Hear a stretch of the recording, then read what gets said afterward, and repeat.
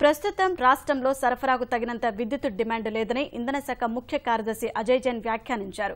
రాష్ట్రంలో మరింత విద్యుత్ వినియోగం పెరగాల్సిన అవసరముందని ఆయన అన్నారు. ఈ ఏడాదిలో దాదాపు 48,665 మిలియన్ యూనిట్ల విద్యుత్ ఉత్పత్తి అయిందని, గతంతో పోలిస్తే 10% వృద్ధి నమోదైందని ఆయన స్పష్టం చేశారు. విద్యుత్ ఉత్పత్తి, సరఫరా, పంపిణీ నష్టాలు, ఇతర సంస్కరణల అంశంపై డిస్కాంలు, జెన్కో అధికారులతో సమావేశమైన అనంతరం ఆయన ఈ వ్యాఖ్యలు చేశారు. ఈ వేసవిలో గరిష్ట డిమాండ్ను సైతం తట్టుకునేలా మిగులు విద్యుత్ రాష్ట్రంలో అందుబాటులో ఉందని ఆయన చెప్పారు.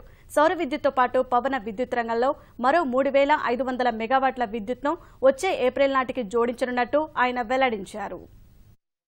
ఏప్రిల్ నుంచి 20th ఫిబ్రవరి వరకు 48,665 మిలియన్ యూనిట్స్ మనం సప్లై చేశాము. అదే లాస్ట్ ఇయర్ ఈ సంవత్సరం 48,665 అంటే మొత్తం 10.5% మనకు పవర్ సెక్టర్లో గ్రోత్ రిజిస్టర్ అయింది.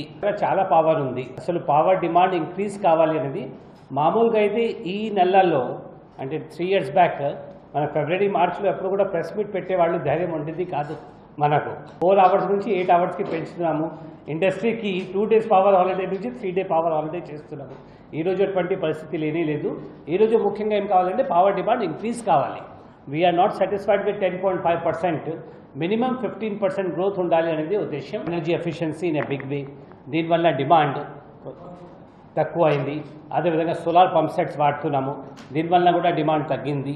ఈరోజు ఆల్మోస్ట్ 160 మిలియన్ యూనిట్స్కి డిమాండ్ మనకు చేరింది per day. Solar power is cheaper than thermal power అనేది చెప్పే పరిస్థితుల్లో మనం వచ్చాం.